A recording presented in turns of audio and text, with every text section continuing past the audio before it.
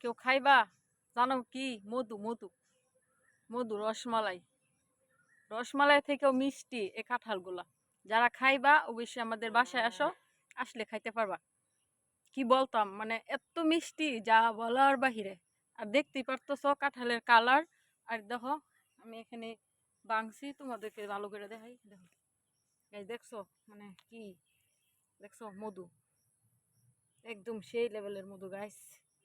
খাইলে মন চাইবো খাবার জন্য। আমি যদি পারতাম গাইস, এগুলা নিয়ে বিক্রি করে দিতাম বাজারে।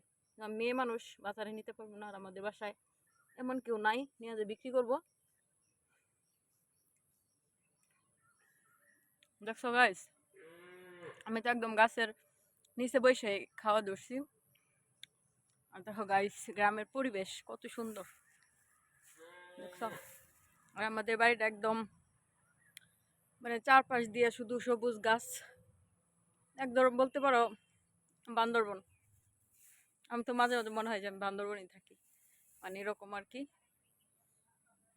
গাইস খাইলে আসো কাঁঠাল গাইস, খাইবা। সবার দাওয়াত মধু খাওয়ার জন্য, মধু, রসমালাই।